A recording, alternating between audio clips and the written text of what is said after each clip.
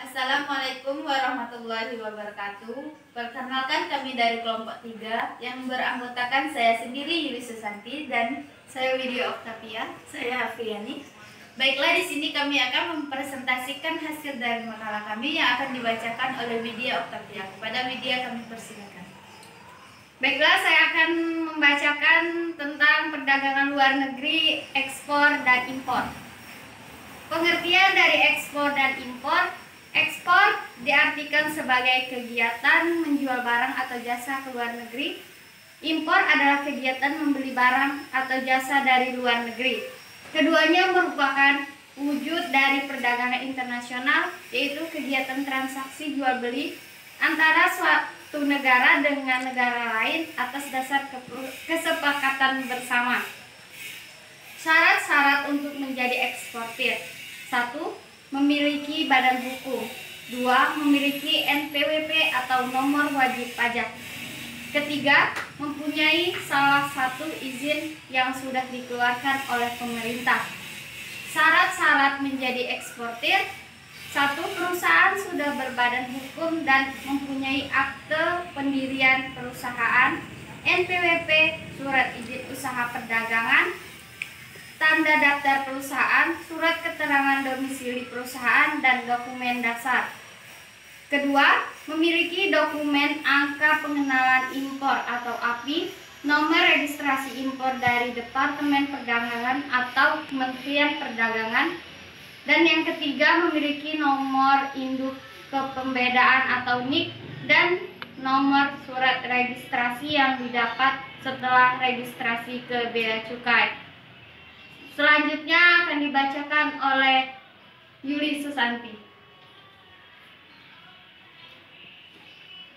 Manfaat kegiatan ekspor. Yang pertama, memperluas pasar, dan yang kedua, menambah definisi negara, dan yang ketiga, memperluas lapangan kerja. Kemudian di sini juga ada manfaat kegiatan impor. Yang pertama, memperluas barang dan jasa yang tidak bisa dihasilkan, dan yang kedua, memperoleh teknologi modern, dan yang terakhir, memperoleh bahan baku. Kemudian akan dilanjutkan oleh Afriani. Kepada Afriani kami persilakan.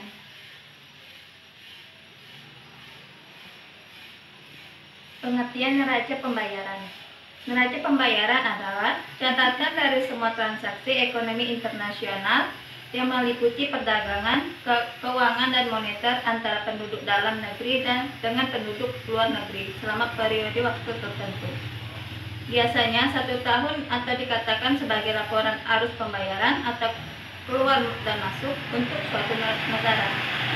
Neraca pembayaran secara esensial merupakan sistem akuntansi yang mengukur kinerja suatu negara. Pencatatan transaksi dilakukan dengan pembukuan berpasangan, yaitu tiap transaksi dicatat satu sebagai kredit dan satu lagi sebagai debit. Komponen neraca pembayaran. 1.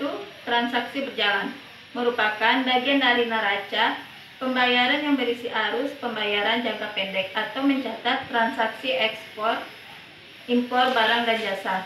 Yang kedua, neraca modal merupakan bagian dari neraca pembayaran yang mencerminkan perubahan-perubahan dalam kepemilikan aset jangka panjang dan aset jangka pendek seperti saham, obligasi, dan real estate suatu negara. 3. Cadangan devisa negara mengukur perubahan-perubahan dalam cadangan internasional yang dimiliki oleh otoritas keuangan suatu negara. Dan yang terakhir, ukuran-ukuran neraca pembayaran. Yang pertama ada basic balance focus, yang kedua net liquidity balance atau neraca liquidity neto, dan yang terakhir neraca transaksi cadangan. Terima kasih. Baiklah, mungkin itu yang dapat kami sampaikan. Kami akhiri. Wassalamualaikum warahmatullahi wabarakatuh.